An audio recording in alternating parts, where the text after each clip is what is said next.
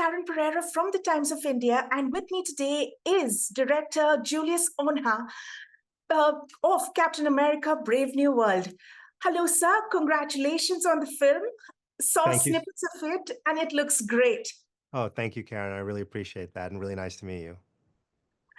So, what was your vision going into this comic book movie and making it somewhat of a political thriller, with Anthony Mackie's Cap bringing his hero story and Harrison Ford's Hulk bringing just pure rage? You know, I really wanted to tell a story that had a strong emotional center, that leaned into what I think is Anthony Mackie and Sam Wilson's also real emotional truth. There's a kindness, there's a empathy that is at the core of both Anthony and Sam Wilson, and I think that's the superpower of this character. So that became sort of the guiding light for the storytelling. And then it meant, how do you take that and utilize his superpower within a film? So then using the genre of a paranoid political thriller became an excellent way to create a conflict for Sam, where now he's in this story that is full of mistrust, mistrust of individuals, mistrust of institutions. The tension that comes with that is immediately at odds with what it means to be somebody who wants to trust people, who wants to see the good in other people. And one of the people he's up against, the key person he's up against, I would say in many ways, is Harrison Ford's President Thaddeus Ross, who at one point imprisoned Sam when he was an Avenger and also tore apart the Avengers with the Sokovia Accords. So the engine of this movie very much so becomes a thriller that becomes about how Sam sees Ross, becomes about Sam's blind spots, and then it becomes about Sam needing to overcome that and lean into his superpower in order to be able to save the day. So it becomes this great emotional journey that is also part of this very fun, thrilling ride of a movie that we go on with Sam, President Ross, Joaquin, and all the other characters in the film. Great.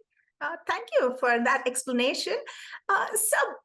Besides trying to give Anthony Mackie's Cap the validation, sort of that he deserves after the events of Falcon and the Winter Soldier, uh, is there unset pressure on you to make the next billion-dollar Marvel film?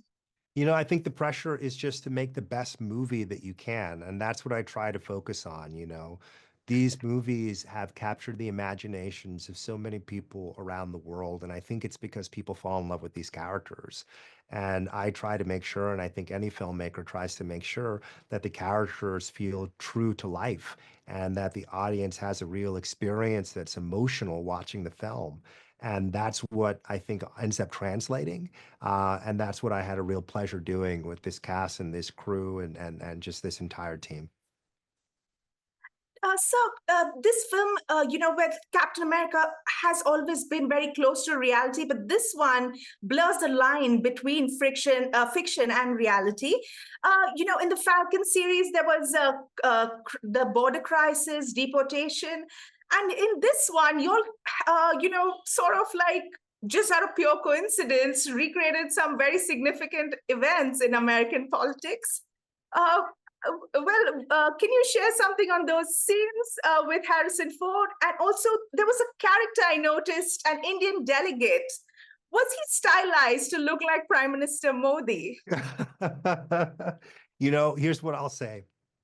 This movie was one I got hired for in 2022 and has been in development for some time. First and foremost, with any movie like this, the goal is to make something, like I was just saying, that is an entertaining and emotional ride for an audience. That's the priority, to give you 2 hours where you get to escape from your life and have a blast in the theater and have this communal experience with an audience. This is the first big blockbuster of the year that I think audiences around the world can really enjoy. And, for me, going to the movies is a real sense of community. So that was one of the things that I really focused on.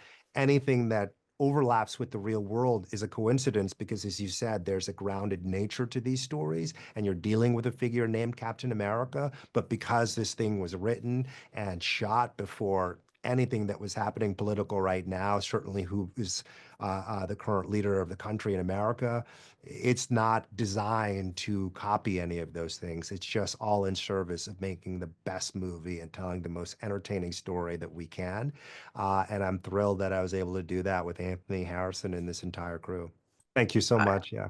All right. Thank you.